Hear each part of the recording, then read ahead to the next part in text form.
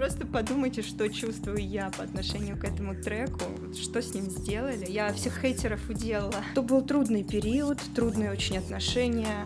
Ну, вообще, кстати, очень сложно писать музыку, которую ты бы сам слушал. Всем привет, меня зовут Соня, вы слушаете подкаст «Кто о чем?», и сегодня у нас в гостях Виолетта Softblade. Вы точно слышали ее трек «Югославский грув» в ТикТоке, Инстаграме или других социальных сетях. Сегодня мы поговорим о начале творческого пути, о трудностях, пришедших с популярностью, о переезде в Лондон и, конечно, о музыке. Но, пожалуй, дам Виолетте самой представиться и рассказать о себе. Меня зовут Виолетта, мне 30 лет, занимаюсь музыкой уже около 8-9 лет или даже 10. Недавно я переехала в Лондон, больше года назад, по визе таланта. Снимаю здесь комнату, занимаюсь музыкой и недавно подписала контракт с музыкальным издательством в Лондоне.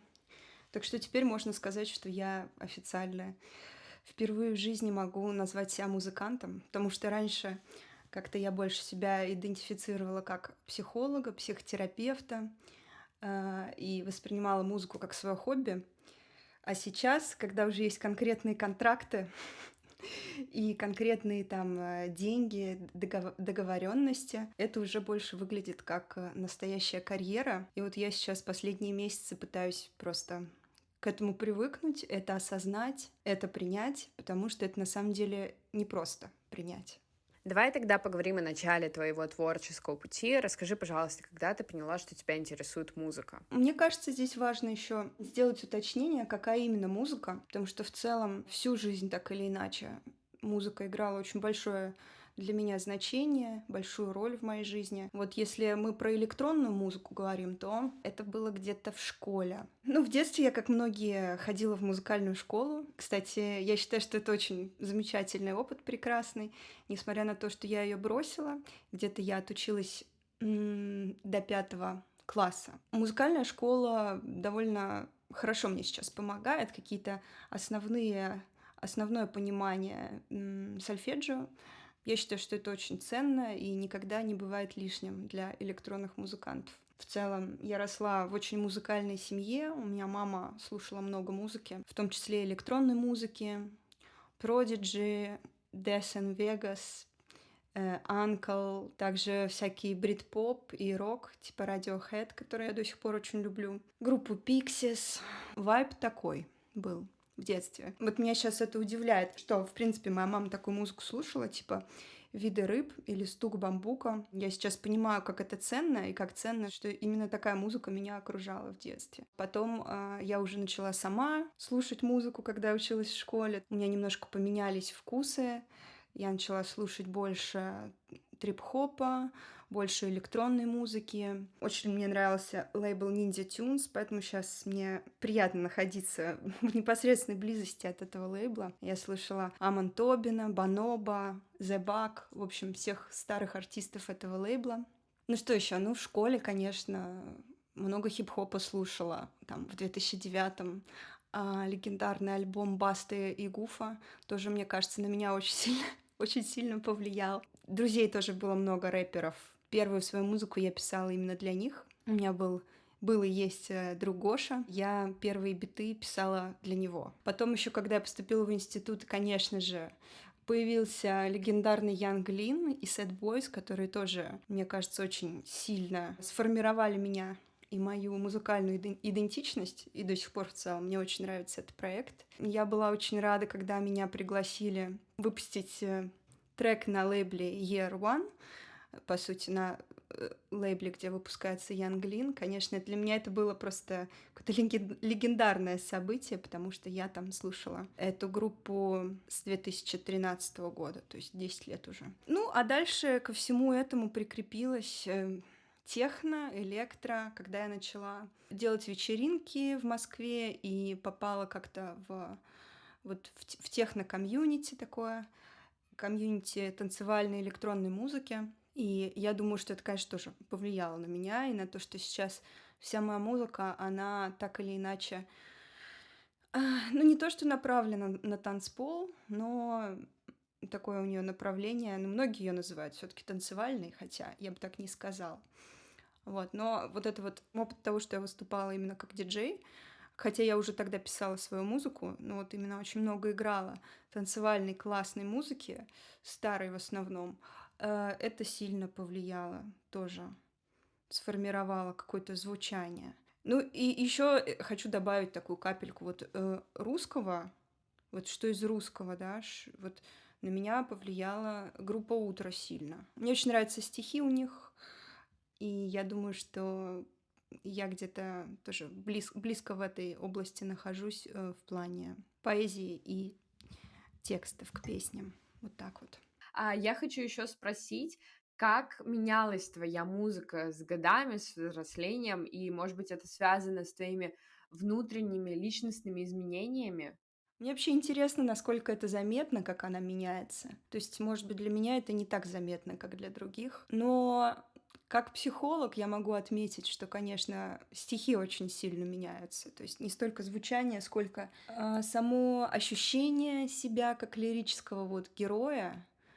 Ну, даже не себя как лирического героя, а лирический герой в моих песнях, он меняется очень сильно, становится сильнее, становится злее, становится как-то эмпатичнее, добрее к самому себе, и мне это нравится. Вот, то есть я сейчас слушаю какие-то свои первые песни и понимаю, что мне уже это не совсем откликается. Именно вот та позиция, в которой я находилась на тот момент своей жизни и эволюции какой-то. Ну, что касается звучания, тут я особо не могу похвастаться, что я как-то считаю, что я расту особо сильно, да, в звучании. Да, может быть, где-то у меня появляется больше опыта, там, в сведении, в чем то еще. Мне уже не так сложно писать ударные, как это раньше было. Какие-то вещи, наоборот, я учусь упрощать. Но мне кажется, что я сохраняю какой-то свой стиль, который у меня появился тогда еще в самом начале. Не знаю, хорошо это или плохо. Не могу сказать, что у меня там все альбомы как-то очень сильно отличаются друг от друга, и я какие-то очень большие эксперименты провожу над звуком. Мгм. И вот у меня еще такой вопрос, а когда ты начала добавлять к своей музыке голос? Потому что, насколько я понимаю, твои первые работы были без него. Ну да, на самом деле, начинала я без голоса. На самом деле, добавлять голос довольно страшно в музыку, потому что голос, он позволяет тебе еще сильнее проявиться в твоей музыке, он добавляет еще больше тебя как бы в этот трек, и это страшно. Особенно страшно, учитывая, что когда я начинала писать музыку, окружение и, как это сказать, среда, в которой я находилась, она была довольно токсичной. И не то, чтобы она как-то принимала новых девчонок, которые хотят писать электронную музыку и там выкладывать ее ВКонтакте. То есть я много с хейтом сталкивалась, причем от всяких известных электронных музыкантов московских. В общем, много было такого снобизма какого-то в тусовке. Я думаю, что люди, которые плюс-минус моего возраста, они понимают, о чем я говорю. Потом, конечно, было очень приятно наблюдать за тем, как в последние 10 лет развивалась комьюнити электронной музыки, начали появляться школы электронной музыки, то есть стало гораздо проще интегрироваться и, соответственно, проще себя проявлять, потому что многие люди начали это делать, многие девушки начали это делать, писать электронную музыку, и это было уже не так страшно и не так странно, что это ты, девочка, пишешь электронную музыку, вот, а кто тебе музыку пишет, ну, всякое такое, в общем. В общем, сексизма стало меньше в этой сфере за 10 лет. Прям это происходило на моих глазах, и, в общем, знаю, о чем говорю. И, соответственно, с тем, как это проходило, и с тем, как я тоже как-то психологически развивалась, взрослела, мне стало просто легче это делать, мне стало легче петь, мне стало легче более прямо петь, то есть тоже то, что в некоторых стихах более поздних я как-то напрямую уже выражаюсь или как-то шучу более как-то смело, что ли. Какая-то ирония у меня более такая открытая. Больше себе позволяю в этом плане. Но в целом сэмплы голосовые я всегда использовала. Только это были какие-то либо короткие фразочки, либо какие-то фразы на английском языке, либо голос с кучей обработки. То есть я так чуть-чуть начинала аккуратненько добавлять свой голос, пока не пришла к тому, что я вообще могу, оказывается, петь. Вообще-то я могу писать стихи, и причем довольно какие-то личные и довольно трогательные вещи говорить, и что в целом я получаю больше поддержки, чем хейта. Конечно, хейт, он всегда был, есть и будет, и какой-то снобизм тоже. Это нормально абсолютно, и чем больше ты выделяешься, тем чем больше ты заметна, тем больше всего, любого фидбэка на тебя попадает. И надо быть к этому готовым любому музыканту, даже который не делает какие-то супер вызывающие вещи, да, то есть, казалось бы, я там пишу музыку про себя, про свою жизнь, про какие-то свои невротические проблемы, но даже у меня находятся люди, которые могут это захейтить или сказать мне, что там, что это смешно или что это глупо. В общем, прям по всем вот этим вот больным точкам творческого человека пройтись катком. Вот. Но язык — это очень круто, то есть голос и слова, текст — это как дополнительные измерения, которые ты можешь просто совершенно бесплатно добавить в свою музыку. Вот у тебя была музыка, и ты добавляешь туда еще и текст, и это как вот двухмерная картинка становится трехмерной картинкой. И это, конечно, классно. С другой стороны, ты некоторые от себя добавляешь смысл уже в свою музыку, да, то есть когда у тебя нет текста, человек может сам этим смыслом наделить, то есть он может сам это третье измерение достроить. В общем, я сейчас много думаю об этом, о смысле текста и голоса, и есть желание тоже попробовать музыку без голоса, чтобы она была такой же наполненной, как музыка с голосом. Вот так вот. На самом деле очень интересно послушать про смыслы в музыке и про то, как на это реагировала, так скажем, общественность. То есть, что вначале было больше снобизма и критики. А вот как ты находила поддержку и как ты продвигала свое творчество? Мгм. Ну, вот это слово продвижение, я просто не совсем, может, понимаю, что это такое. Это как бы с точки зрения какого-то маркетинга, СММ и эм, демонстрации своей музыки, да? Или вот что имеется в виду? Ну, я говорю про поиск аудитории, может быть, продвижение в социальных сетях. Ну, вот я закладываю в него именно расширение аудитории, поиск слушателей. Как-то осознанно я никогда это не делала, не задавалась целью продвинуть свою музыку и расширить свою аудиторию. Я просто все это время вела свой блог, выкладывала туда какие-то картинки свои, фотографии, выкладывала свою музыку на SoundCloud и ВКонтакте. Раньше ВКонтакте, потом больше на SoundCloud стала выкладывать, потому что у SoundCloud есть хорошие алгоритмы продвижения, и в целом, мне кажется, большую часть аудитории я как-то смогла набрать в SoundCloud в начале своего пути творческого. Я думаю, что основным моим принципом в расширении аудитории была моя искренность и то, что я всегда в целом старалась быть честной со своими подписчиками, слушателями, потому что времена были разные. Когда я начинала, я вообще была студенткой. Потом я много работала в офисе, я работала там преподавательницей. В общем, были разные периоды жизни, разные финансовые мои как бы возможности были. Иногда вообще не было денег, и в тот момент, я помню, я Patreon создала. Тоже это было очень правильное решение, потому что многие люди меня на тот момент поддержали. У меня был какой-то дополнительный небольшой источник дохода с Патреона. И здесь даже дело не столько в деньгах, хотя и деньги тоже это очень важная вещь на самом деле для музыканта и вообще для любого человека. Но самое важное здесь это вот вовлеченность, это то, что люди готовы отдавать свой ресурс для того, чтобы я делала музыку. И здесь ресурс в данном случае это деньги, но этот ресурс он был и другой тоже, он был и внимание, он был и какие-то хорошие комментарии, он был и там встать на мою сторону, когда что-то происходит там в ВКонтакте нехорошее, и что-то еще. То есть я всегда чувствовала очень много этой поддержки от моих слушателей, очень какую-то близкую с ними связь, и я ощущала, что я могу действительно попросить помощи у людей, если что-то не так у меня пойдет. И это была такая классная основа для долгосрочных доверительных отношений с этими людьми. Да, пусть это была не какая-то огромная аудитория, но это были люди, которые до сих пор на меня подписаны. Там кто-то до сих пор на Патреоне, Бусти на меня подписан, там читает мой закрытый канал в Телеграме. То есть это все те же люди, которые были там в 2018 году, я их просто помню.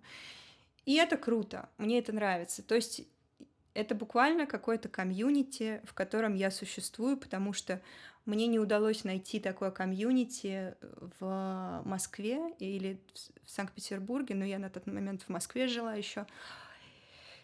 Меня как-то все отторгали, либо, может, я сама особо ни с кем не коммуницировала. Вот, в общем, я какое-то свое комьюнити построила вокруг своего проекта. Из слушателей, из музыкантов тоже. И я, если честно, этим горжусь даже.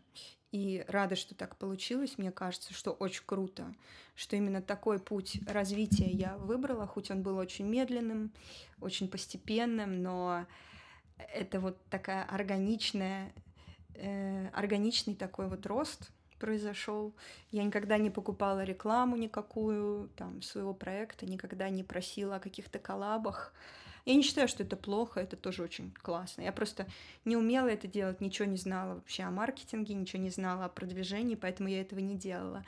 Вот. Но и без этого получилось круто. Вот. И я хочу сказать людям, что и без этого можно как бы жить. И без рилсов, и без каких-то пиаров, и без коллабов.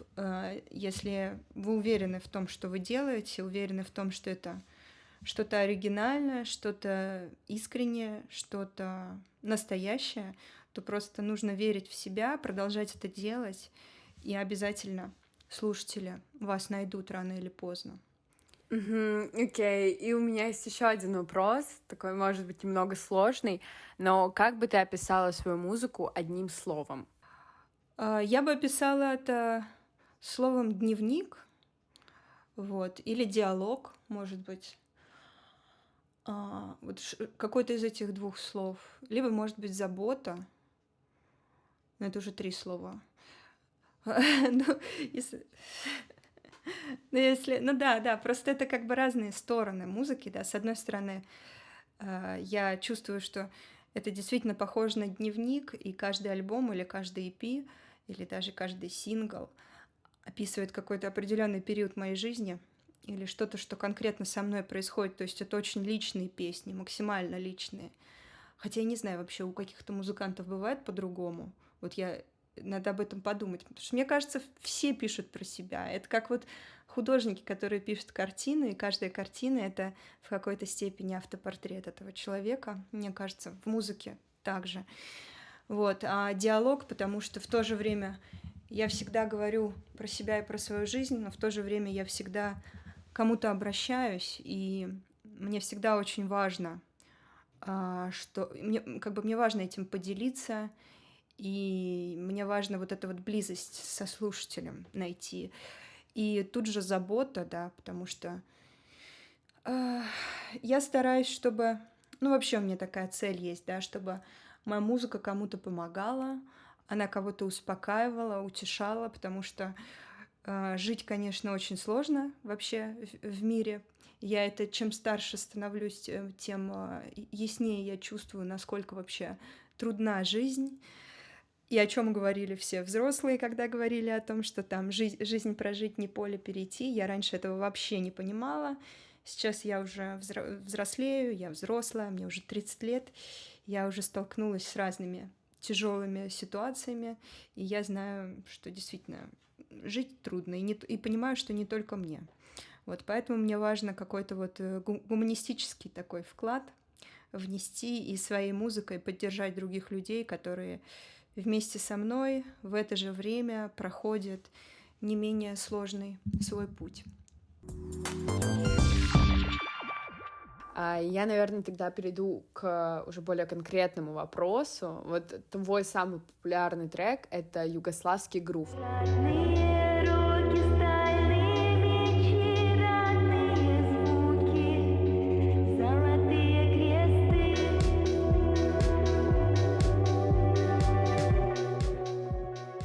Расскажи о его создании и как ты думаешь, почему он привлек столько внимания? Почему именно этот трек? Я не знаю.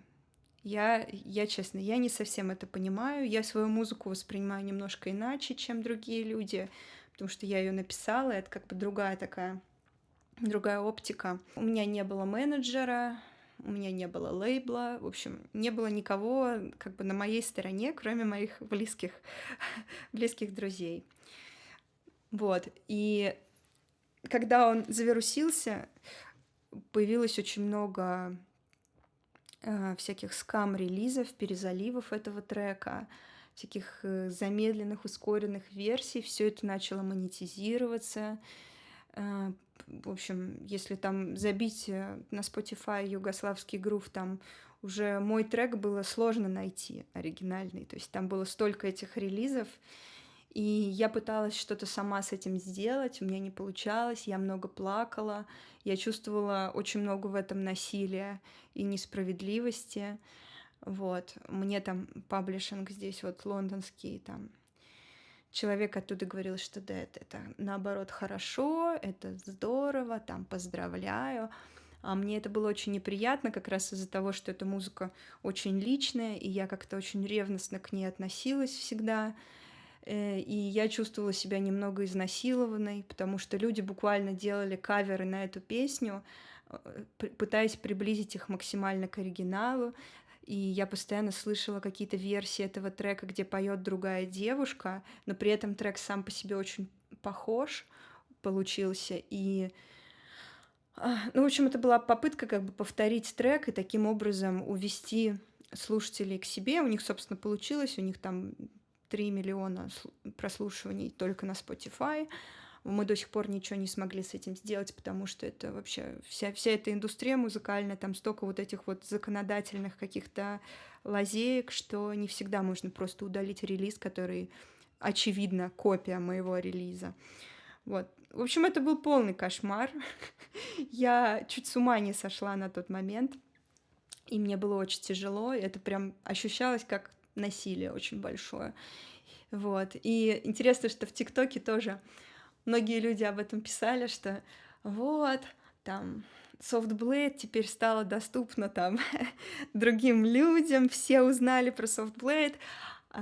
Я чувствую очень большую ревность, вот, и я вот хочу этим всем людям сказать, я говорю, ребят, просто подумайте, что чувствую я по отношению к этому треку, вот, что с ним сделали, как бы. Мне не легче, чем вам от этого. Вот. Конечно, есть свои плюсы, то есть, конечно, у меня там выросло количество слушателей, стримов, мне стало финансово легче в Лондоне жить, потому что Лондон безумно дорогой город. Вот просто для тех, кто не знает, я живу на севере Лондона, и я снимаю комнату за 1100 фунтов в месяц. Маленькую комнатку. Вот в моей комнате, я тут сейчас сижу, у меня здесь только стол, кровать и шкаф. Вот. Вот такая вот комнатка маленькая, 1100 фунтов. Вот, так что просто чтобы люди понимали, что такое Лондон, он довольно жестокий в плане денег, и эта песня, эта вирусность, она меня, с одной стороны, уничтожила, с другой стороны, поддержала. Но сейчас все окей. Сейчас у меня появился менеджер Дима, очень хороший человек, который меня поддерживает как психологически, так и юридически, можно так сказать, впрягается во все эти вопросы с этими треками и так далее. В общем, на самом деле, когда такое происходит, артисту просто необходим менеджер, потому что одно все это вывести и при этом что-то еще делать как музыкант, это просто невозможно. Очень тяжело. Ну, про создание, если честно, я особо не помню, как я его писала, потому что это был трудный период, трудные очень отношения. В целом, мне кажется, отчасти в этой песне это чувствуется, и вообще в этом альбоме это может чувствоваться местами. я только помню, что вот этот основной синтезатор басовый — это тот же самый синтезатор, на котором у меня написан альбом «Зеркало», и вообще все популярные какие-то треки. Это очень недорогой и очень такой непопулярный синтезатор, который называется Akai Timberwolf. Я его называю «Волчонок», потому что у него такой логотип в виде волка, ну и он называется, по сути, «Волк». И в интернете очень многие люди хейтят этот синтезатор. Я видела много на Ютубе всяких обзоров, что купи себе нормальный там синтезатор. И у меня там на Ютубе тоже пара комментариев было на эту тему, что да он же просто ужасно звучит. Это аналоговый полифонический четырехголосный синтезатор, то есть он довольно простой, и палитра у него действительно довольно ограничена, но когда я была в начале своего музыкального пути, это был идеальный синтезатор. Я его на синтпозиуме, или как это называется? Синтпозиум, да. Выставка такая синтезаторов в Москве раньше была. Я его нашла, увидела, пощупала. Он еще стоил 20 тысяч рублей, что, в принципе, недорого для синтезатора. И я его взяла, и дальше начала на нем фигачить. И это было замечательно. Я считаю, что я этот синтезатор приручила. Этот синтезатор послужил основой для нахождения какого-то своего звучания. И его вот это вот, как-то сказать правильно, вот этот плохой звук его, это как раз его фишка. И мне кажется, что у меня получилось его использовать, и этому доказательство 10 миллионов прослушиваний этой песни на Spotify. Я всех хейтеров уделала этого синтезатора. И еще такой, наверное, уточняющий вопрос. А знаешь ли ты, с чего именно начал вируситься этот трек? И можешь рассказать о том, как ты это узнала? Я всегда одинаково все обнаруживаю. У меня есть люди, которые мне все докладывают, потому что я сама особо не сижу в интернете, в ТикТоке. Мне это очень плохо. Я очень чувствительный человек.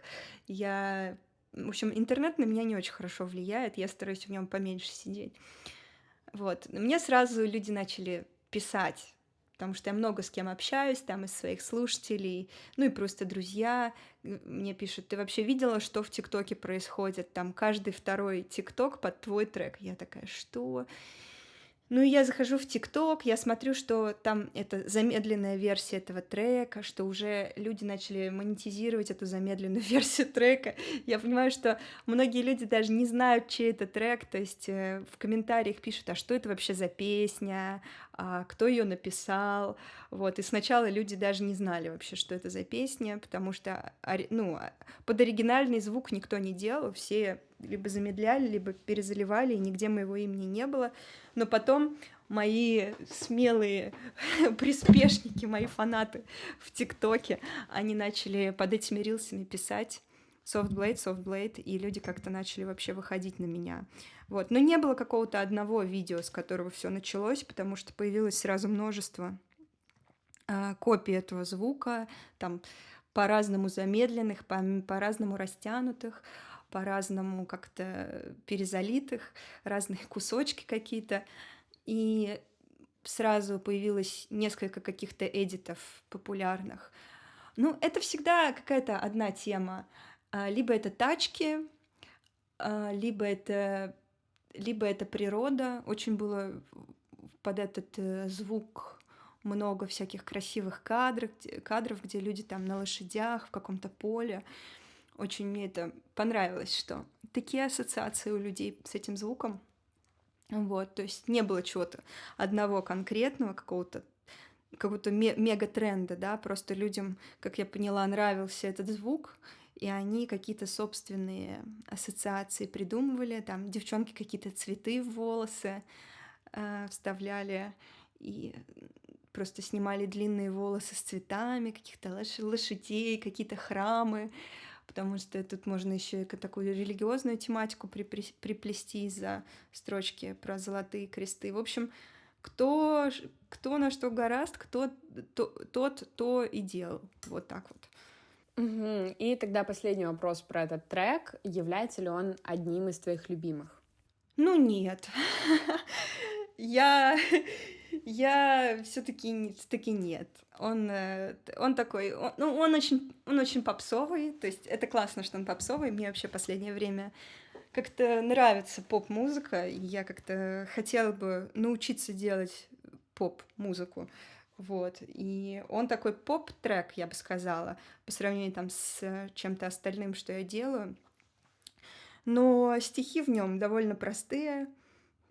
М, Ну, короче, как всегда, знаешь, вот музыкантам им в своем творчестве нравится что-то максимально там сложное, над чем они долго думали, над чем они долго работали, то, во что они вложили, там много смысла, много какой-то боли, а то, что написано вот так вот просто, ну, золотые кресты, родные руки, это как-то немножко обесценивается самим собой. Так что, ну, точно это не один из любимых треков. Точно. Тогда давай в целом поговорим о создании музыки. Можешь ли ты рассказать об этом процессе, о том, может быть, сколько времени на это уходит? Иногда я трачу слишком много времени, и это может быть абсолютно незаметно по трекам, потому что у меня иногда очень минималистичная музыка в плане аранжировки, то есть там может быть там до 10 дорожек, то есть до 10 как бы инструментов, да, до 10 слоев звука. Это очень мало, потому что если взять какую-нибудь там среднюю электронную музыку, там, ну, там, может быть, 30-40 дорожек, это абсолютно нормально. У меня очень их мало. Но я стараюсь, особенно вот сейчас, там, в новой музыке, прийти к тому, чтобы их было меньше, но каждая была на своем месте, и каждая была необходима. То есть вот этот вот минимализм, он на самом деле трудно дается. И в последнее время, вот я могу только говорить про новую музыку, насчет старой я так не могу сказать. Там много на самом деле декоративности, каких-то элементов для добавления веса, плотности звучания. Это тоже классно, то есть любые методы, они хороши, если результат тебе нравится. Но сейчас я стараюсь другим подходом пользоваться, когда ты, наоборот, удаляешь больше, чем пишешь. И я очень много вот в процессе избавляюсь от всего.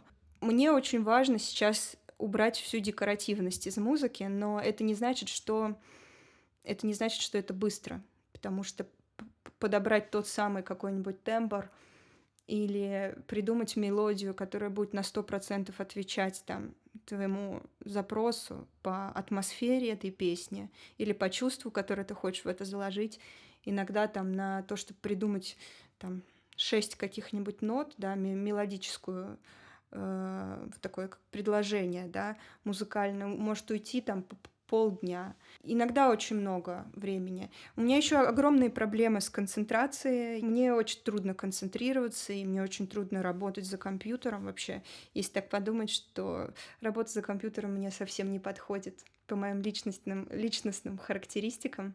То есть работать психологом и разговаривать с людьми мне было гораздо комфортнее, чем заставлять себя сидеть перед компьютером. Поэтому у меня уже лет 5 мечта создать группу, собрать группу и делать музыку с кем-то, потому что в одиночестве сидеть перед компьютером и там по 5 часов выбирать, там, эквализировать снейры, это просто, ну, невыносимо. Либо найти продюсера себе, то есть человека, который будет финализировать мои демки, мои идеи, который будет как раз вот по 5 часов эквализировать снейр, с которым у нас будет понимание какое-то полное. Да, кстати, если такие люди есть, пишите мне на почту. Вот, но причем смешно, что люди, они как бы воспринимают меня именно как продюсера, да, но я действительно все делаю сама, но мне это не нравится. То есть я бы хотела меньше вот этим вот какими-то задротскими процессами заниматься, а заниматься больше творчеством, генерированием идей. И я понимаю, что если бы у меня был такой человек, с которым мы были бы вот на одной волне, мы могли бы быть вместе гораздо более продуктивными. Потому что сейчас я пытаюсь доделать треки, которые я написала еще там в 21 году. То есть это прошло уже очень много времени, я до сих пор там не могу их доделать, и я просто пробуксовываю. То есть у меня уже происходят какие-то новые вещи, у меня поменялся взгляд там на музыку, на мелодии, на тексты, а я все еще доделываю те песни просто потому, что Я не хочу их выпускать сырыми, я хочу, чтобы звучание было звучание было реально классным, потому что еще сейчас так много слушателей у меня стало из-за этого трека, и ну, я хочу быть профессионалом, но невозможно быть профессионалом во всем. Невозможно. То есть я вот сейчас учусь петь, я там занимаюсь вокалом, потому что мне трудно петь, у меня там проблемы есть с нервной системой, мне из-за этого там трудно дышать бывает, и из-за этого мне довольно трудно петь вообще в целом. И я не очень хорошо пою, я вот сейчас и этим занимаюсь, плюс я пытаюсь там улучшить свое сведение, плюс я пытаюсь улучшить там свои скиллы композиторства именно мелодические, я пытаюсь писать стихи, я пытаюсь научиться быть артистом и выступать на сцене, там чувствовать свое тело лучше. Я пытаюсь там заниматься соцсетями. В общем, это слишком много для одного человека, но я не знаю, я пока не понимаю, как будто в этом и смысл моего проекта, что он очень такой цельный из-за того, что я его сама все делаю. Ой, ну мне бы, конечно, хотелось, чтобы мне кто-то с этим помогал. Но найти такого человека очень сложно, учитывая, что я уже так долго все делаю сама и так долго пишу музыку. Чтобы звучание кардинально не поменялось, и люди не подумали, ну все, там, она скатилась, или это уже что-то другое. А вот у меня еще появился вопрос, оглядываясь на свои старые работы, что ты чувствуешь? Вот, может быть, какую-то неловкость или наоборот, ты ими гордишься? Ой, ну я смотрю на свои старые работы как на такого маленького ребенка.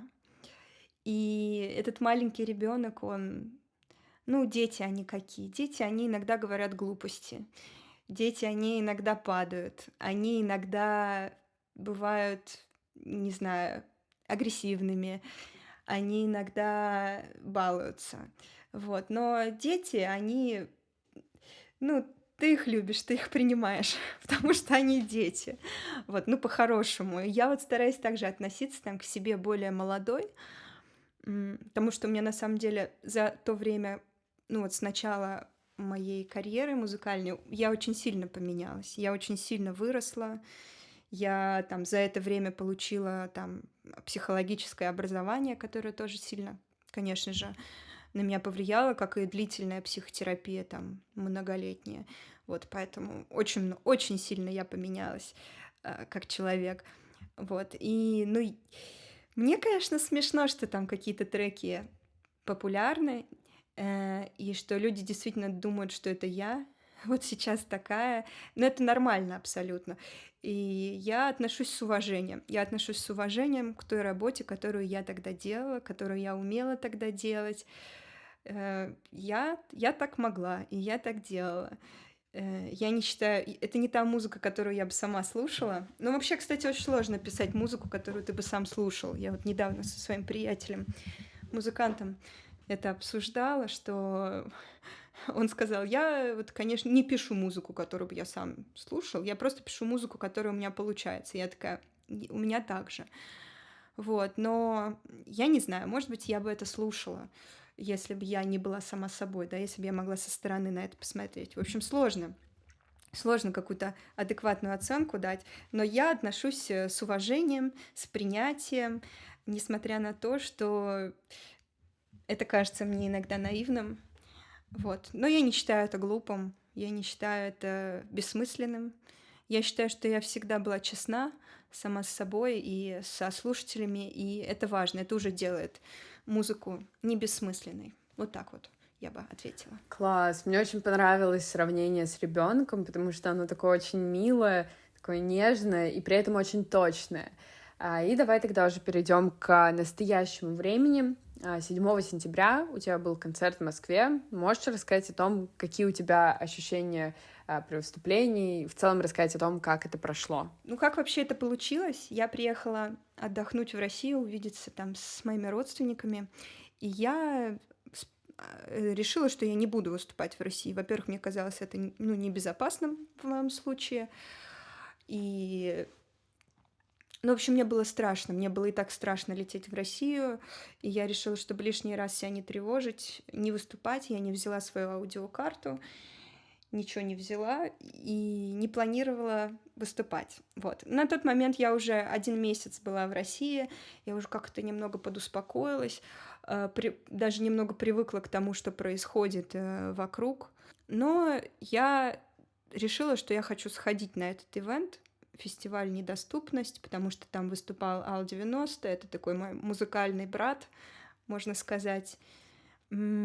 И я там еще Мира из Хом выступала, мы с Мирой очень хорошо общаемся, я говорю: так, Мира, впиши меня. Я обычно плачу за билеты, но тут что-то мне стало... Ну, что-то было, короче, жаба меня задушила, я не знаю. И я решила, что... Я еще не была уверена, что я там пробуду долго, потому что мне обычно тяжело на фестивалях находиться, там душно, громко, нет туалетов нормальных и вообще... Ну, короче, тяжело. Я уже все-таки не в том возрасте, чтобы так тусоваться. И я говорю: Мира, впиши меня, пожалуйста, на концерт ваш. Она меня вписала, записала меня как Виолетта Софтик. Организаторы это увидели и такие: what the fuck? Почему Soft Blade, типа, идет к нам как гость? Вот. Но они сразу попытались там со мной связаться, я их там направила на своего менеджера.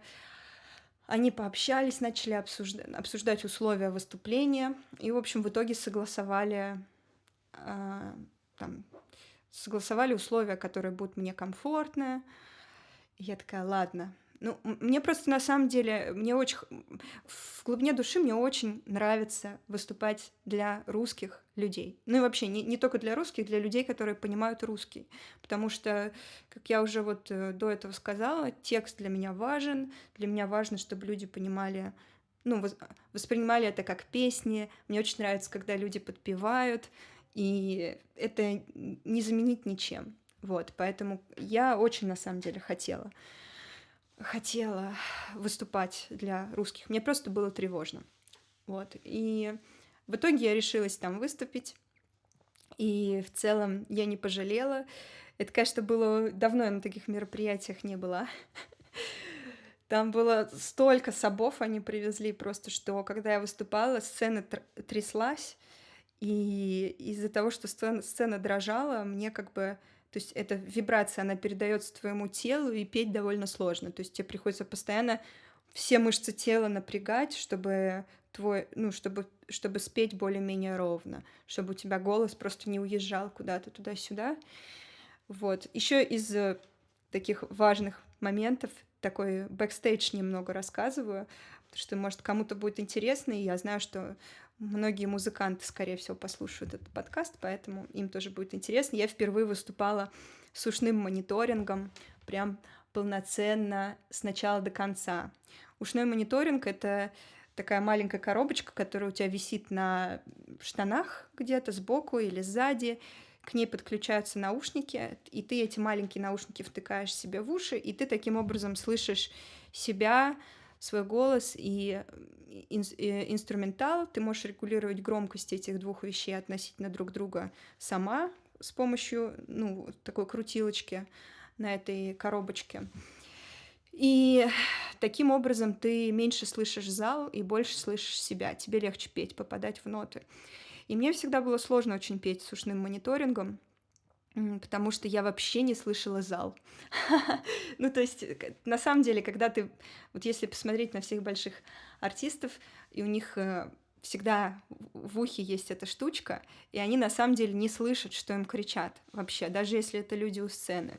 Им просто не слышно. Вот, и это довольно неприятно, потому что ты чувствуешь себя отделённой от общей атмосферы мероприятия. Но тут я решила прям пойти до конца, я вообще не вынимала эти наушники, они были оба у меня в ушах, поэтому я вообще не слышала, что мне кричат.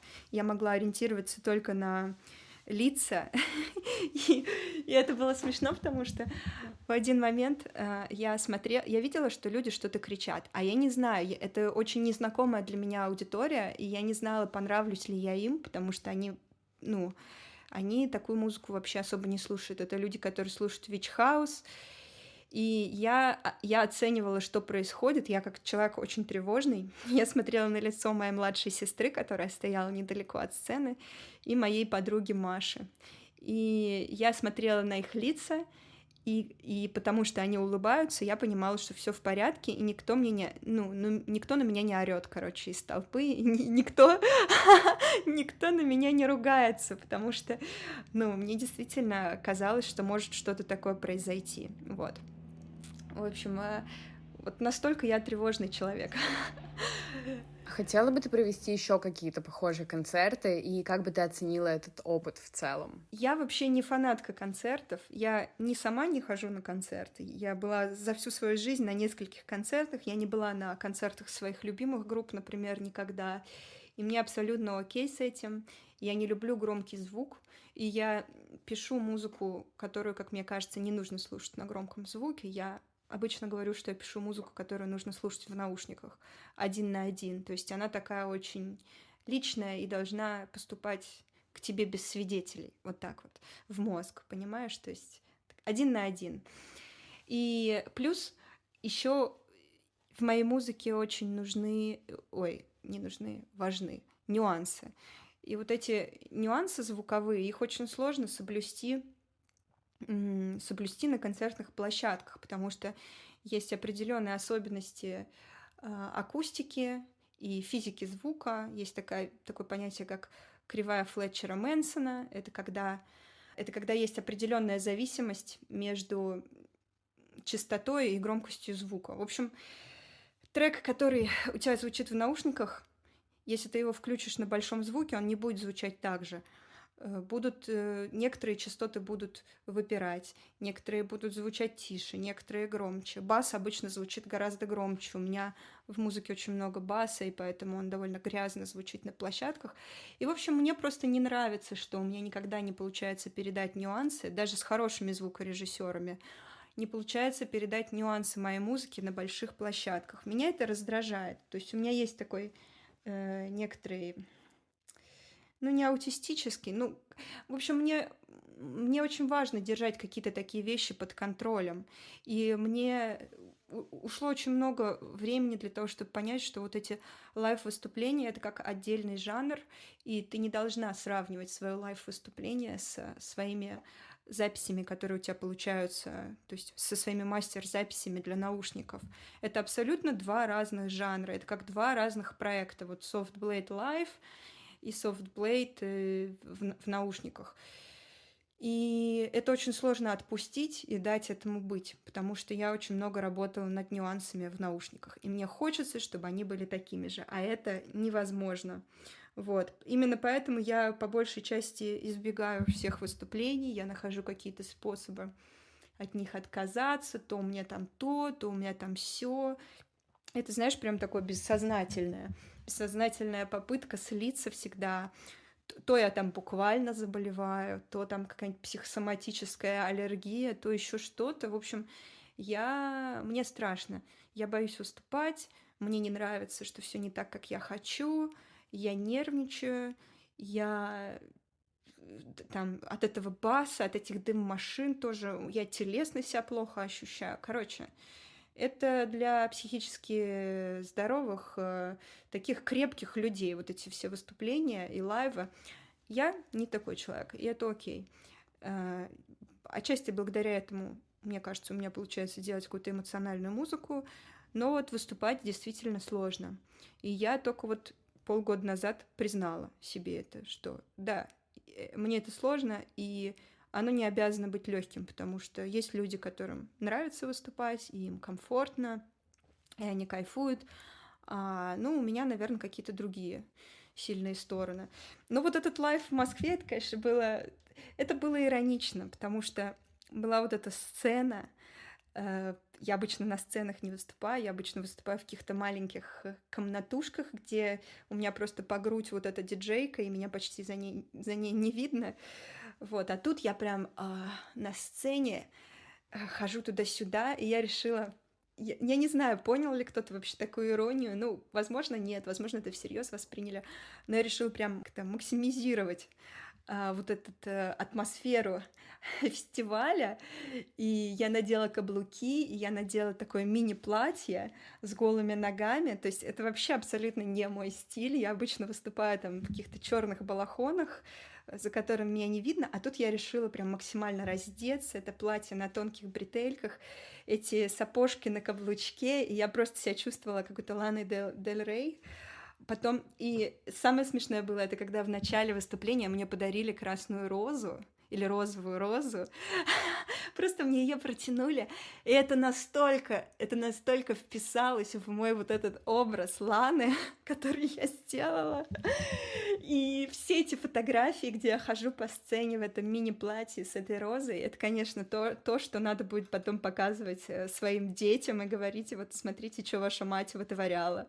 Это очень смешно, я не знаю, просто, мне это смешно, потому что я себя вообще так не чувствую, я себя не чувствую вот такой вот женщиной, вот, я все-таки так, больше, не знаю, квир себя ощущаю, чем вот такой вот суперфем чекулей на каблучках, но это прикольно, то есть это я так экспериментирую, я так выражаюсь, и мне в целом очень понравилось, мне очень понравилось, это было смешно, весело, пришли несколько моих друзей, очень близких, вот, организаторы тоже позаботились, менеджер тоже очень сильно помог, чтобы там мне там такси, в общем, водичка, в общем, чтобы все нормально было впервые, в принципе, что у меня там была гримерка с туалетом, там вода, еда, такси, в общем, вещи, на самом деле это такая база для артиста, но всю жизнь это очень сильно игнорировалось,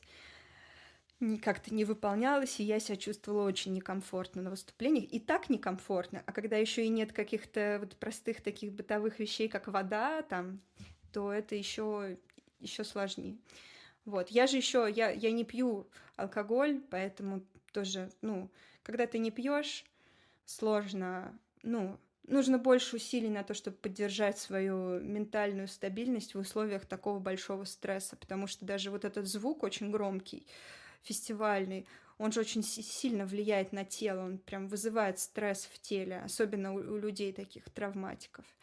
Вот, поэтому, да, я как психолог это все понимаю, и у меня есть такой альтер-эго психолога, который все время на меня поглядывает и спрашивает там: тебе там нормально, можете там пойти одной побыть, можете там воды попить, потому что вот, действительно очень тяжело на выступлениях, психологически просто крышу сносит. Вот. Но это я знаю, что не только мне, потому что я смотрю, как много артистов напиваются там перед выступлением, и я понимаю, что на самом деле каждый справляется как может, и что в целом это немного противоестественная вещь для человеческого организма, вот такие фестивали. Я не фанатка. Я бы как-то вот перепридумала этот формат, но пока что ничего лучше, чем слушать на один там Spotify музыку, я вот не придумала. Вообще очень интересно послушать о том, как ощущается выступление от человека, который непосредственно находится на сцене. И вот у меня еще есть вопрос. Ты сказала, что очень приятно, когда аудитория понимает русский язык. А ты знаешь, какой процент твоих слушателей — это зарубежные слушатели, какой процент — это страны СНГ? Слушай, знаешь, я не знаю, потому что это довольно сложно рассчитать. Есть разные стриминги, есть там Spotify. Понятно, что Spotify ушел из России, и мы не можем по Spotify судить, сколько русскоязычный, сколько нет, потому что все там русские поразъезжались. Там по Яндексу тоже сложно судить. Я думаю, сейчас это где-то процентов, наверное, 40 это не русскоязычные и 60 русскоязычные, русскоговорящие, понимающие русский язык, назовем это так, потому что есть люди, например, из Европы, там, из стран Балтики, Прибалтики, которые понимают русский язык, но они там вообще не русские или там живут здесь, допустим, в Лондоне. То есть я бы так сказала, что 40% людей как я сказала? Да, 40 не знают русский, не понимают русский, 60 понимают русский, вот так. Поговорим о визуальной составляющей твоего творчества, про клипы, обложки, социальные сети. Вот какую роль это играет в твоем творчестве и как тебе приходят идеи на создание, например, определенной обложки? Если честно, мне хотелось бы больше внимания уделять визуальным образом в своем творчестве, потому что Сейчас присутствует некий элемент рандома, когда я понимаю, что так, у меня дописаны 5 треков, я хочу выпустить эпишку, но для того, чтобы загрузить музыку на платформы по требованиям современной индустрии, нужна обложка 3000 на 3000 пикселей, так, и где мне ее взять? И я начинаю копаться у себя в фотопленке, на айфоне, на там фотоаппарате, и чаще всего именно так я просто такая: о, норм, фотка, беру, подходит по атмосфере. Что, конечно, ну не совсем, наверное, правильно. Мне просто... Ну ладно, я, конечно, не совсем правду говорю, потому что к альбому «Зеркало» мне, например, Катя, моя подруга, снимала обложку. Катя Правда, она в Инстаграме, можете поискать. Очень талантливая художница. Мы с ней вместе учились в институте. Это моя подруга. Вот. Мы с ней там ездили в Подмосковье к ней, шатались по сугробам, в общем, там стилизовали меня в эти черные шмотки, и обложка была снята специально. Вот. К альбому «Софтик» меня еще другая моя подруга снимала, но это не было как фотосессия для обложки. По-моему, мы с ней вообще не снимали на обложку. Да, по-моему, мы с ней просто ходили, гуляли, по Ленинградской области ездили. Там вот этот вот музей, как-то он называется, музей Павлова. На фоне него она сделала пару кадров, и я потом выбрала это на обложку. Мне показалось, что идеально просто подходит под обложку. То есть это ни разу не было... Ну вот один раз с «Зеркалом», потом у меня есть еще EP «Та сторона», для той стороны. Кстати, считаю, очень классный альбом. Не хуже, чем «Зеркало» он, на мой взгляд. И туда мой близкий друг Боря рисовал тоже обложку. В общем, все мои самые близкие люди делали мне обложку, так или иначе. Либо фоткали, либо рисовали. И никогда это не было особо суперосознанно, суперспециально, как это обычно делают музыканты, там они как-то специально что-то концептуализируют. Нет, такого нет, и жаль, потому что, мне кажется, надо больше думать над обложками. Я бы хотела так сделать, но мне просто... Ой, если я прям представляю себе ситуацию, в которой надо сейчас куда-то ехать и несколько часов сниматься на обложку специально, там инвестировать в это какие-то средства или время, как-то специально краситься, допустим, да, или думать, в какой я одежде буду на обложке, я начинаю сходить с ума. Мне это очень не нравится. И у меня тогда, наверное, последний вопрос. А как тебе приходит идея, что нужно снять клип конкретно на эту песню? Или он должен быть вот определенным вот таким вот? Или это скорее более какие-то спонтанные решения? По сути, у меня есть только 2 клипа, в которых я снималась. Это клип к песне «Нюд». Это даже не песня, а трек, там нету текста. И к песне «Костер». 2 этих клипа сделал один человек. И, конечно же, угадай, конечно же, это мой друг. Вот. Это мой друг Паша, мы с ним давно знакомы. Да, он снимает видео. Оба этих клипа он снимал мне бесплатно, просто за респект. Это было... Ну, скорее, это как коллаб такой дружеский был. Я в последнем клипе только платила там... Мы там снимали камеру и снимали машину BMW синюю. Вот. И только за эти вещи. То есть это скорее... Это не заказ, да, когда ты заказываешь у каких-то людей, чтобы они сняли тебе клип. Это такое совместное творчество. И, с одной стороны, может быть, это не совсем правильно. То есть мне так говорили, что вот там часто пишут какие-то компании, которые говорят, давай мы тебе снимем там клип профессиональный с каким-то там бюджетом, там тыры-пыры. Но, с другой стороны, как жизненный опыт для меня очень ценные эти съемки. То есть я могу сейчас вспомнить и первый клип, и второй клип, съемки, и это было просто замечательно, это было классно. Второй клип «Костер» — это вообще, наверное, одни из самых счастливых дней моей жизни были. Вот эти несколько дней съемок, потому что там мы с моими близкими друзьями Сколько нас впятером просто гоняли на тачке по Сербии, по всяким красивым локациям, и там чуть-чуть снимали и ели еду. Вот. То есть это как такой хайкинг. Ну, не хайкинг, как это? В общем, такой трип на машине с друзьями, очень веселый. Мы брали эту BMW у какого-то серба. Эта BMW, она постоянно глохла. Я там, ну, у меня есть опыт в таких автомобилях, потому что у меня у самой Audi 40-летней давности, Audi 100, вот она сейчас стоит в России, гниет, это не важно. То есть у меня есть опыт с такими машинами, но это BMW, это вообще было просто...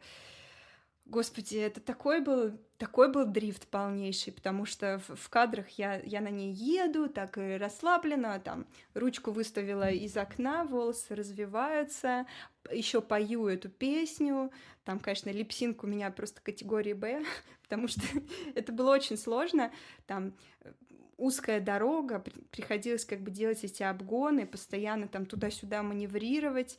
Это было сложно и очень весело. Потом мы с этим сербом, который нам сдал машину, пили ракию и разговаривали на сербском все вместе, потому что он не знал английский, и мы просто сидели и на сербском с ним и с его женой разговаривали. Это просто легендарные воспоминания в моей жизни.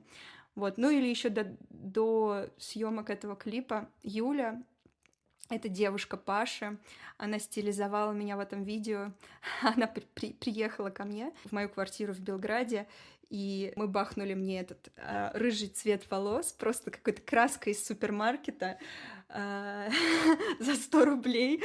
Мы просто покрасили все мои волосы, которые были вот где-то по ребра, ну, огромная длина. Мы покрасили все это в этот рыжий цвет, и потом этот рыжий пигмент, он был с моими волосами просто навечно. Он просто, потому что, ну да, он просто как бы немножко осветлил волосы, и эта рыжая краска очень сильно въелась, вот. Но это было классно. И брови, да, мы покрасили ей тоже, конечно же.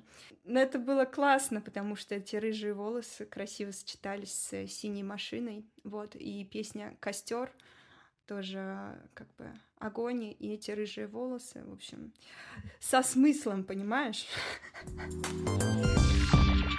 И давай тогда уйдем от вопросов про визуал и вернемся к музыке.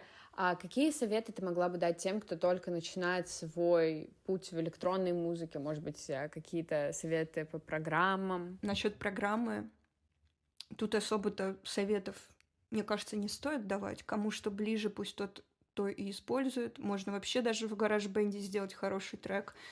То есть это вообще не важно.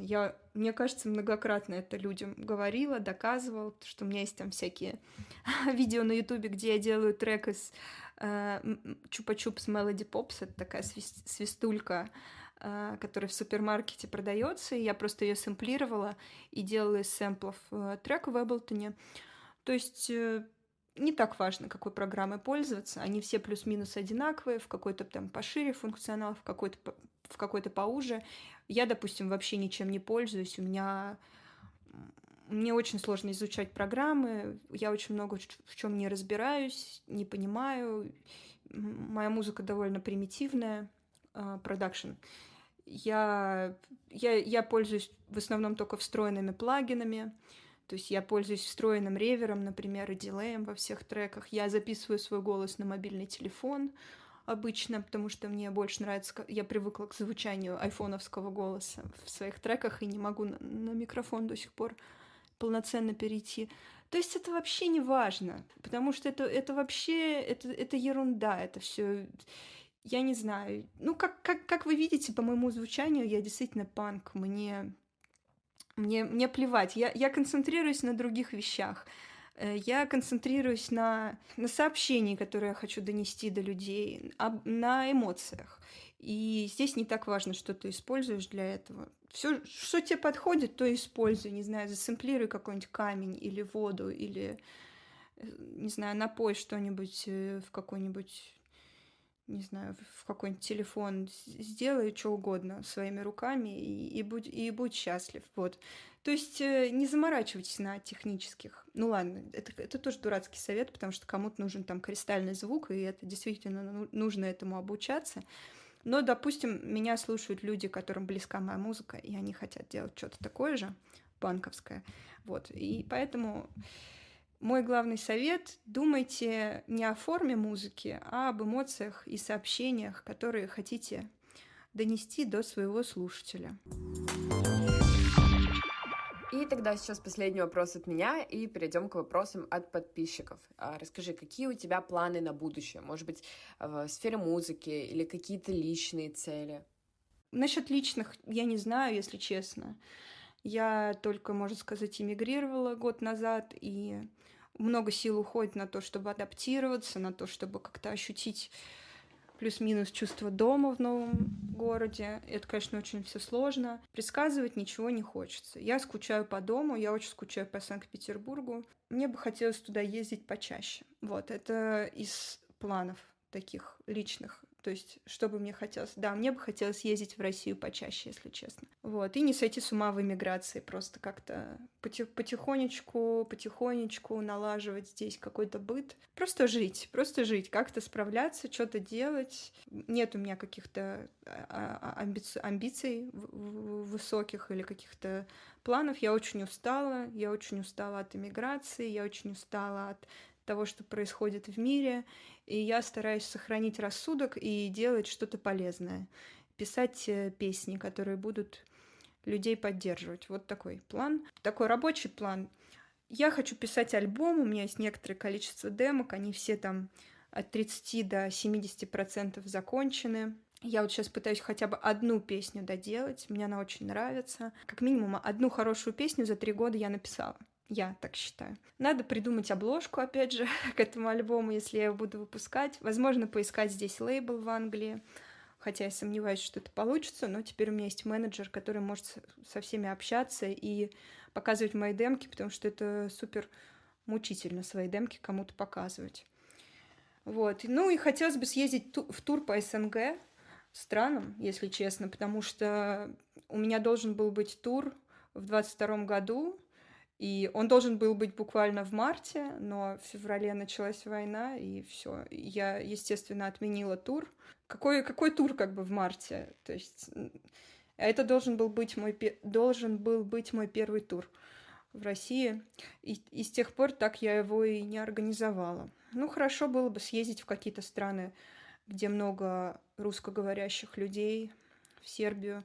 У меня не было ни разу концерта в Белграде. У меня не было ни разу концерта в Тбилиси, тоже в Армению можно. Ну, короче, вот в страны ближние, как бы хотелось бы поездить. Вот такие планы. А еще я, кстати, хотела дополнить про... Хороший просто был вопрос про совет для тех, кто начинает свой путь. И я вот сейчас говорила, и параллельно у меня мысль вторая развивалась про это.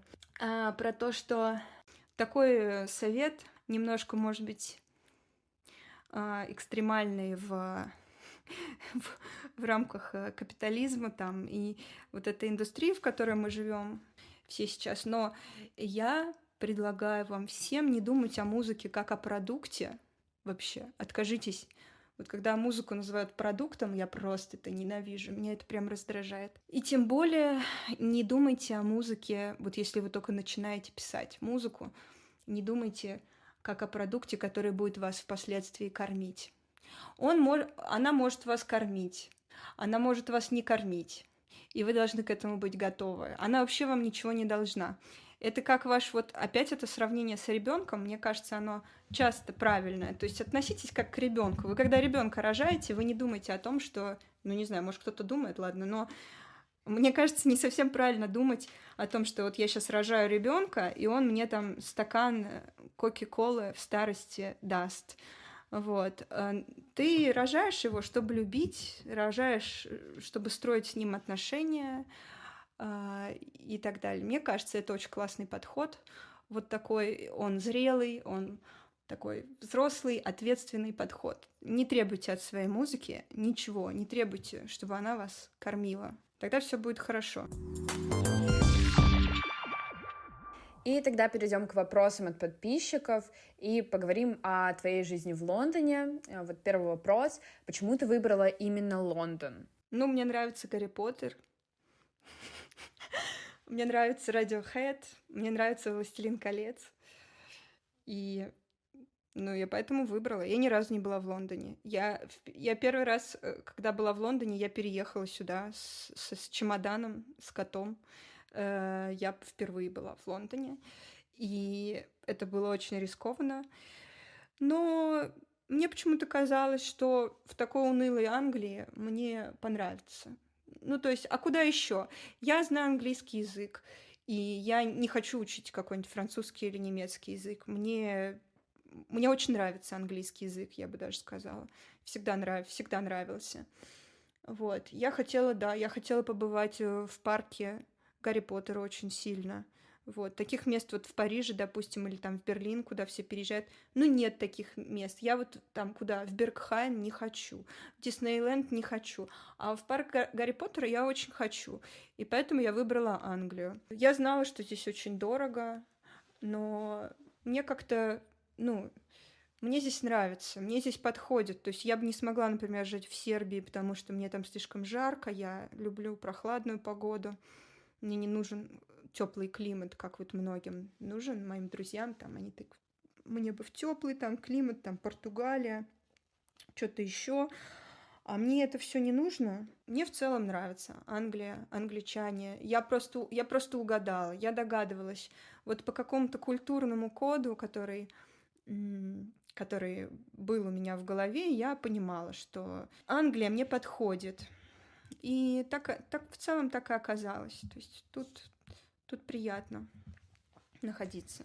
И вот у меня такое небольшое дополнение. Я сама живу за границей, мне очень интересно, как у тебя проходит вот эта адаптация, может быть, она уже прошла, и как ты вообще чувствуешь, где бы ты хотела жить, где твой дом, вот такие вот вопросы. Я не знаю. Это слишком сложный вопрос, я сама на него не могу ответить. Если бы я знала, я бы обязательно ответила. Я точно не хочу жить в Лондоне, потому что мне не нравятся большие города, хотя Лондон мне нравится куда больше, чем Москва, например, но гораздо меньше, чем Санкт-Петербург. Вот. Лондон хорош тем, что он такой... Он одновременно очень уютный и очень неуютный. Вот это какой-то парадокс, о котором я думаю часто, когда гуляю по нему.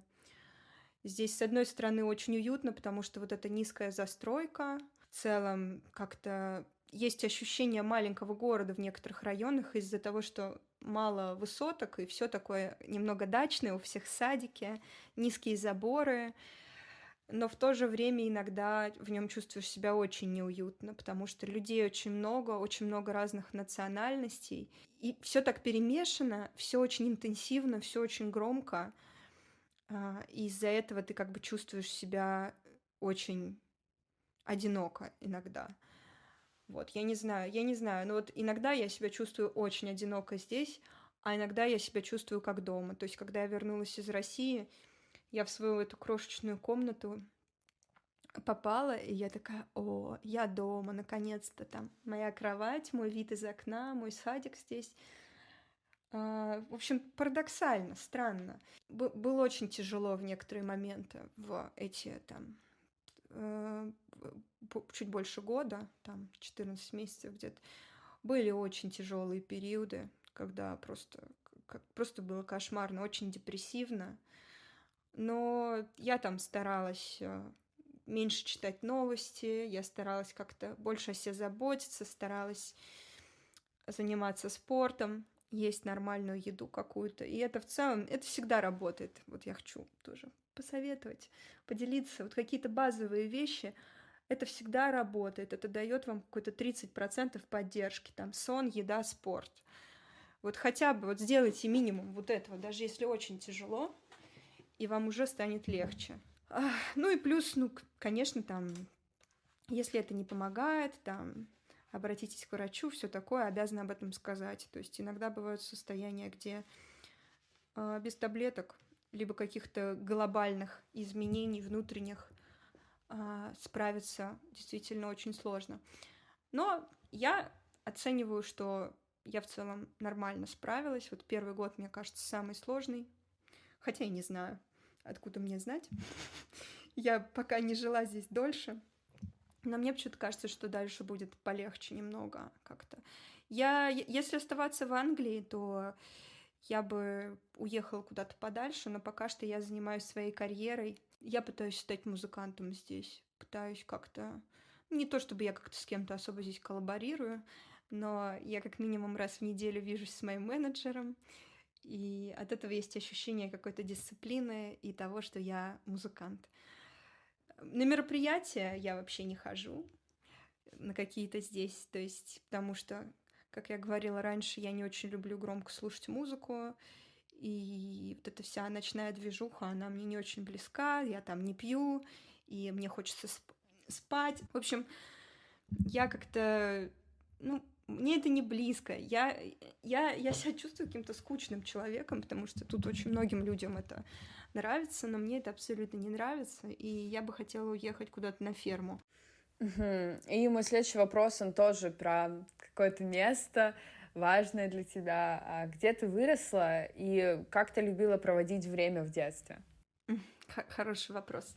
Я родилась в 90-х в Юзао, Юго-Западный административный округ, в городе Москва, в районе Беляева-Конькова. Я ненавижу это вспоминать и ненавижу этот район.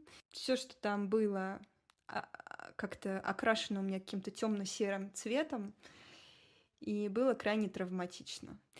Но, однако, что я любила делать? Я любила проводить время на своей даче с моими бабушкой и дедушкой. Вот это было действительно круто. Что мне нравилось делать в детстве? Мне нравилось строить домики из одеял. Мне нравилось делать уют в этих домиках. И, кстати, нравились домики не только из одеял, еще в кустах я любила делать домики. Мне нравилось устраивать там чаепитие, и бабушка приходила ко мне в эти кусты, залезала туда, садилась на какой-то пенек, и мы с ней в этих кустах устраивали чаепитие. Мне нравилось мастерить всякие поделки, вообще делать что-то руками. Мне нравился журнал «Принцесса», и там были всякие тоже поделки из журнала «Принцесса», какие-то там замки из этих штучек от туалетной бумаги, знаешь, которые внутри. В общем, замки там из вот этих штучек. В общем, всякой такой движ. Вот это было очень круто. Мне нравилось, я занималась теннисом, потому что у нас на даче были корты, у нас рядом жил один очень богатый мужик, который построил теннисные корты, и поэтому у меня была возможность заниматься теннисом в детстве. Я люблю большой теннис, и до сих пор его люблю, и рада иногда поиграть в него. Думаю, тут, кстати, в Англии, может быть, пойти куда-то, но как-то пока еще не нашла в себе силы на это. Вот, мне нравилось готовить из земли, там, тереть кирпич на терке, в общем, всякая такая... Я была очень изобретательна и активна. Я была... Ну, у меня из ДВГ, как бы, это с детства. Ну, понятно, что с детства. В общем, у меня... Я всегда была гиперактивной, я всегда всех тормошила, мне всегда было скучно, я пыталась как-то себя развлечь. Я ходила в театральный кружок там на даче, выступала на сцене в театре.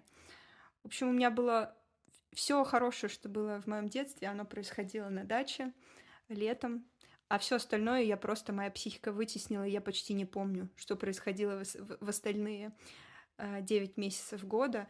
Но то, что происходило на даче, было супер классно, весело и интересно. Ага, а чем ты любишь заниматься в свободное время сейчас? Мне нравится гулять по городу здесь, в Лондоне. Мне нравится ездить гулять в лесу и вообще на природе. Мне нравится читать. Я читаю, мне нравится читать психологию до сих пор, хотя сейчас пока не работаю психологом, но мне нравится читать книги по психологии. Мне нравится играть в компьютерные игры очень. Я довольно часто играю в компьютер. Мне нравится делать что-то по саду. В общем, по сути, мне нравится тем же самым, что в детстве заниматься. Просто это как бы перенесенное на взрослую реальность, которая немного, конечно, скучнее, но все-таки что-то здесь прикольное тоже есть. Мне нравится там вот растения сажать в саду. У меня из комнаты выход в маленький садик, и я здесь весной сажала всякие семена. Сейчас у меня вот цветы цветут до сих пор здесь. Да, мне нравится вот такое времяпрепровождение. Кстати, оно такое интровертное. Я сейчас подумала, что я вообще не назвала, что мне там нравится общаться с людьми, хотя вот раньше как будто больше нравилось. Ну, мне нравится общаться с людьми, ладно. Иногда, но не слишком много. Еще мне нравится, я бы хотела еще видеоблог вести, но я пока стесняюсь. Мне нравится вообще YouTube смотреть, мне нравятся блоги, мне нравится какой-то такой slow life контент на YouTube, где люди показывают какую-то свою обычную жизнь, что они куда-то ходят, там каких-то белок кормят. И вот в целом моя жизнь тоже такая, по большей части. И мне нравится такая жизнь. Это такая противоположность Инстаграму, потому что Инстаграм, конечно, совершенно изменил какие-то наши представления о том, какая жизнь должна быть, и какой-то новый невроз появился в обществе, вот этот инстаграмный. Вот на самом деле очень интересно слушать про то, как ты просто как-то проводишь время. В целом, мне кажется, многим это важно слышать, что не у всех есть какая-то вот постоянная такая инстаграмная движуха, вот такая спокойная жизнь. Мне кажется, это то, что было бы очень интересно видеть в твоем блоге, если ты будешь его так активно как-то вести. Думаю, это будет очень полезно кому-то. Ну, я зрею к этому, потому что мне как-то сложно это даже. Это отчасти как выступление, ну, то есть на тебя все время смотрят. Ну, психологически как-то мне это непросто, но при этом я очень это одобряю, и мне это интересно, нравится. Но на это тоже, кстати, нужно много времени, чтобы вот отснять. Я пробовала что-то делать в прошлом году. Нужно много очень времени, чтобы отснять, смонтировать. А я сейчас стараюсь вот сконцентрироваться на музыке, чтобы хоть что-то доделать, а то у меня просто лежат эти демки годами в стадии там наброска, а они мне нравятся. В общем, чтобы они как бы не испортились, чтобы их актуальность не потерялась, надо поскорее все закончить. И я вот сейчас этим занимаюсь. И вот вопрос тоже немножко из этой же сферы. Вот если бы ты могла заниматься чем угодно, без оглядки на денежную составляющую, то чем бы ты занималась? Я бы вела блог, но маленький. Если бы он разросся, я бы его уже не вела, скорее всего. То есть мне нравится какая-то камерность, и поэтому я испытываю некоторый стресс от того, что мой музыкальный проект так, ну, разросся, да, из-за этого вирусного трека. Ну, не то, что разросся, аудитория выросла как-то. Я немножко не чувствую уже этой камерности, и из-за этого стрессую, пока не могу понять, не могу к этому адаптироваться. Поэтому я бы вела блог и занималась бы каким-то ремеслом, где не нужен компьютер. Потому что компьютер, я устаю от него. Просто по возможностям его, конечно, не заменить ничем. Ну, можно купить какие-то аналоговые себе штуки, но ты все равно будешь их записывать, скорее всего, в компьютер. В общем, это еще сложнее, чем компьютер, аналоговые инструменты, там по коммутации, по всему такому. И поэтому компьютер, он, ну, слишком универсален и удобен, чтобы полностью от него отказываться, на мой взгляд. И он такой маленький. Ну, в общем, ну, короче, он идеален с одной стороны, но с другой стороны абсолютно ужасен. Вот. В общем, я бы занималась каким-то ремеслом, керамикой, ювелиркой, чем-то таким. Ну, я раньше этим тоже занималась. Либо растениями. В общем, да, я бы что-то делала вот руками больше, если бы я могла как-то заново начать свою жизнь. И еще такой вопрос, может быть, немного сложный, но назови 3 качества, которые тебя могут охарактеризовать. Я думаю, что я в целом их упоминала на протяжении сегодняшнего разговора. Это чувствительность, любопытство и честность. Это из хороших качеств, конечно. Я говорю про хорошие. Плохие качества во мне тоже есть. Ну, про плохое не надо. И тогда, наверное, перейдем к тоже конкретному вопросу. Какими дистрибьюторами ты пользуешься? Какое у тебя отношение к лейблам? И есть ли у тебя планы на создание собственного лейбла? Отношения у меня Я не знаю, какое, потому что я ни разу не работала, в принципе, с лейблами, только в компиляциях участвовала. Ну ладно. Нет, на самом деле какое-то, наверное, у меня есть отношение. Я считаю, что сейчас лейбл уже перестал играть такую большую роль. Я думаю, это все и так понимают, что сейчас уже абсолютно поменялась музыкальная индустрия по сравнению с тем, что было даже в нулевых. И лейбл не является сейчас обязательным звеном для того, чтобы стать успешным артистом, известным. Поэтому это такая комплементарная вещь, лейбл. Он помогает тебе, как менеджер, в принципе. Ну, я считаю, что менеджер более необходимая вещь, чем лейбл. Лейбл может помочь тебе там, с пиаром, с изготовлением мерча, потому что, например, я тоже весь свой мерч всегда делала, и на это уходило очень много сил. Я буквально там почти всегда я сама там отправляла кассеты все, а это там 200 кассет, то есть отправить, и ты ходишь их на почту и там подписываешь их и все такое. Это, конечно, абсолютно... Ну, я не ожидала просто, что столько купит кассет вот альбома «Софтик», если честно. Поэтому пришлось 3 раза допечатывать тираж. В общем, лейбл — это помощь, при этом они берут себе процент. Я думаю, что это в некоторых случаях имеет смысл, если тебе не приходится под них сильно подстраиваться, если тебе не приходится менять свое видение на свой проект, если тебе не приходится делать что-то, если тебе не приходится себя предавать ради того, чтобы подписаться на лейбл.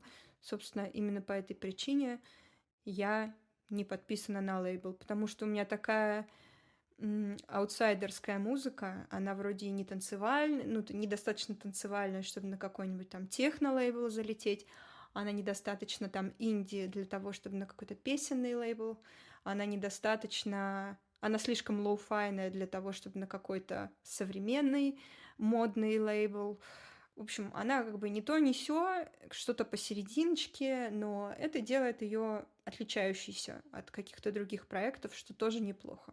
У меня давно была идея создать свой собственный лейбл, но сейчас я как-то более трезво смотрю на свои собственные возможности, и я понимаю, что если я хочу заниматься музыкой и писать ее, у меня просто нет возможности самой заниматься лейблом, по крайней мере, в том виде, в котором я себе это представляю, где я опять там все херачу с нуля сама. Вот, может быть, как-нибудь потом я смогу с кем-то там скооперироваться и создать лейбл. Это было бы круто, потому что было бы здорово создать какой-нибудь лейбл, достаточно прозрачный, с каким-то честным подходом и уважительным отношением к артистам. Ну, в общем, мне кажется, такого не хватает, особенно если это будет как бы русский лейбл, потому что в России вообще лейблов мало электронной музыки. Я хочу тоже воспользоваться возможностью сказать о том, что летом или весной, по-моему, когда же она вышла. В общем, недавно я выпустила благотворительную компиляцию, которая называется «Не страшно».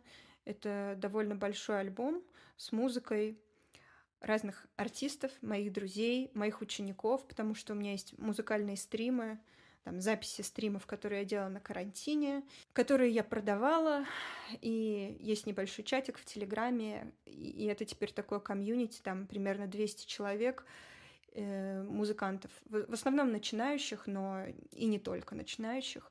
И мы просто решили сделать благотворительную компиляцию с ними, скинулись все демками.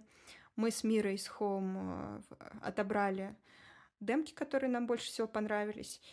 Их Женя — это человек с FuseLab, лейбл FuseLab, отмастерил. И мы загрузили на платформы, и сейчас все доходы, которые идут с этой компиляции, я отправляю в благотворительный фонд лесной, который помогает домашним животным, попавшим в беду, там, больным собачкам, кошкам и так далее. И мне кажется, мы не очень много с него зарабатываем. Мне кажется, мне просто абсолютно не хватило сил как-то подсветить эту компиляцию. У меня даже не было поста на английском языке об этой компиляции. Еще стриминги, они как-то компиляции всегда вниз куда-то засовывают. В общем, их не особо видно в профиле. Надо, кстати, закрепить будет еще раз в Spotify эту компиляцию. Да, все доходы мы отправляем в фонд. И я бы хотела, да, чтобы все, кто это слышит, послушали разочек хотя бы этот альбом. Он есть и на Spotify, и на Яндекс.Музыке. Также вы можете купить его на Bandcamp, если вы не пользуетесь стриминговыми платформами. Есть много возможностей поддержать этот проект. Будет классно, если вы воспользуетесь и хотя бы просто послушайте этот альбом. Он классный. Там есть наш коллаб с Мирой, например. Это вообще моя детская мечта, потому что я обожаю Миру. И она очень крутая женщина и музыкант. И поэтому я безумно рада с ней трек совместный сделать. И еще, да, ты еще спросила про дистрибьютора. Про дистрибьютора я всегда пользовалась всякими DIY-дистрибьюторами. Это были дистрибьюторы Road Note, TuneCore. И с недавних пор, как раз когда завирусился трек, я подписала контракт с Believe. Это такой мейджор-дистрибьютор, можно сказать. Ничего пока не могу сказать о работе с Believe. Ни разу еще не получала денег от них. Но плюс здесь, что есть менеджер, который помогает решать какие-то вопросы по площадкам, там какие-то вносить изменения. И это гораздо удобнее, чем самой там через поддержку чего-то добиваться, потому что, например, Road Note, который я всегда рекламировала очень сильно, я с ними работала с 2018 года, с момента, когда у меня было там 40, там, не знаю, слушателей в месяц, и мне они нравились. Мне нравилось, что у них быстро отвечает поддержка, довольно удобный интерфейс на сайте, но они не работают с российскими площадками. Я просто на это забивала. У меня никогда не было музыки на российских площадках, и как-то все было окей. Но когда завирусился трек, для меня было очень обидно узнать, что они были дистрибьютором для ребят, которые просто скопировали мой трек, и они его как бы залили через моего же дистрибьютора. И когда я связалась с ними, я такая, это мой трек. В общем, они его не удалили. И для меня это было такое предательство. Хотя я понимаю, что им вообще на меня пофигу, что они не знают, кто я, но я-то знаю, кто они, и мне казалось, что у нас с ними долгосрочное сотрудничество, и что, мне казалось, что я ценна как артист, но на самом деле нет. Ты никогда не ценна. Ты ценна как артист только для своих слушателей. А всем этим дистрибьюторам им вообще пофигу. Им такой же трек, как ты заливают ребята, несколько миллионов стримов им принес этот трек. Замечательно. То есть не стоит рассчитывать на какую-то поддержку со стороны вот таких вот компаний. Поэтому я от них ушла, обиделась. Вот так. Ой, все. Собрала свои вещички, сняла все оттуда, все треки и перешла на Believe. Посмотрим, как будет. Не могу пока ничего сказать. По поводу благотворительного альбома мы оставим ссылку в описании, чтобы наши слушатели могли перейти, послушать его. Так что да, заглядывайте в описание. И тоже такой интересный вопрос. Любимый инструмент, который не подразумевался как инструмент? Тут самый очевидный, на самом деле, ответ — это телефон. То есть я очень много что записываю на телефон до сих пор. Хоть у меня есть рекордер, такой этот Zoom, маленький карманный рекордер, но я слишком ленивая, там это карта памяти. Кошмар, сложно очень. А телефон, iPhone, он всегда под рукой, и всегда можно что-то засэмплировать, записать. И учитывая качество моей музыки и сведения, мне абсолютно без разницы, записан голос или сэмпл на телефон или на микрофон. Это вообще... Эту разницу услышу только я, на самом деле, учитывая именно обработку моих дорожек. Поэтому телефон — это просто one love. Я всегда им пользуюсь. И вообще я люблю инструменты, которые простые и имеют какую-то быструю доступность, портативность. Поэтому, например, мне нравится губная гармошка.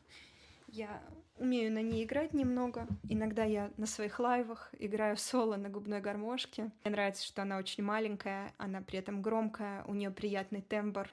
Да, в общем, вот такие инструменты мне нравятся. Губная гармошка — это изначальный инструмент, поэтому это не ответ на этот вопрос. Но вот мобильный телефон я считаю. Еще говорят же мобильные телефоны или уже так не говорят? Ну, главное, что все поняли, да, о чем речь. Все хорошо. Не хочу опозориться просто. У меня теперь большая аудитория ТикТока. Вот, смартфон, вот, я вспомнила. И еще расскажи, пожалуйста, про работу, которая эмоционально далась тебе тяжелее всего. Вообще многие, конечно, треки. Но я не могу сказать, что тяжело, но они как бы о тяжелых каких-то вещах. Такой у меня музыки действительно много. И так как я много метафор использую, иногда даже непонятно, о чем я говорю. Например, трек «Ручей» с альбома «Софтик», последний трек. Он, на мой взгляд, самый грустный с этого альбома и самый тяжелый.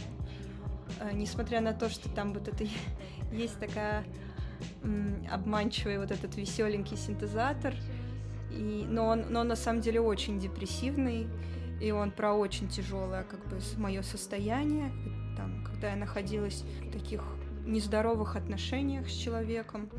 Этот человек не разделял мою любовь к музыке, скажем так. Часто меня как-то унижал в этом плане, обесценивал то, чем я занимаюсь. Вот. И я чуть не вышла замуж за этого человека, если честно. И это была такая ловушка для птички. И я прям чувствовала себя в этой ловушке. И я эту песню написала, когда я ходила, вот как раз приехала в такое свое место силы на дачу, о которой вот я говорила до этого. И там у нас есть река, и я просто мимо этой реки ходила, и я думала, что вообще происходит, что я делаю. То есть, и вот эта песня об этом. На мой взгляд, она как бы неспроста последняя. Она очень тяжелая, вот, я так скажу. И мне ее и петь тяжело, я ее редко исполняю, хотя она как бы такая... Чайки кричат мне: будь веселей. Вроде как, типа, все окей, но на самом деле плаки-плаки полнейший. И песня «Костер» тоже жесткая, абсолютно. Она, конечно, более оптимистичная, и она про конец. Не хочу даже рассказывать, про что она в целом, но тоже очень тяжелая. И еще сейчас вот с нового альбома есть песня «Хильда». Она тоже очень тяжелая. Тоже пока не знаю, хочу я говорить или нет, про что она. Пусть она будет такой метафоричной. Может, потом как-нибудь расскажу, когда выйдет. И следующий вопрос про конкретную песню «Hope He'll Never Die». Если не секрет, про кого она? Короче, он уже умер, поэтому я не хочу об этом говорить. Это слишком тоже жестко. Да, конечно, хорошо. Тогда перейдем к следующему вопросу. Назови топ-3 рэпера. Да, этот вопрос — это реально жесткий вопрос. Можно я назову 2 рэперов и одного, которого я не люблю? Обменяем одного хорошего на одного плохого. В общем, 2 классных рэпера — это Ян Глин и Егор Виноградов. Егор Виноградов — это человек, такой авангардный музыкант. Он выпустился как раз на благотворительной компиляции с треком «Саранск». Просто обалденным треком. Вот. Но у него есть более такие рэп-треки. За Ян Глина пояснять не буду, это как бы понятно уже всем сейчас, это уже как бы 24-й год. А рэпер, которого я не люблю, это Оксимирон. Пошел он на... И последний вопрос. Если бы твоя музыка материализовалась в 3 предмета, что бы это было? Ой, люблю такие вопросы, потому что люблю всякие предметы, которые руками можно потрогать. Мне нравятся метафоры, часто использую их в целом в своих текстах.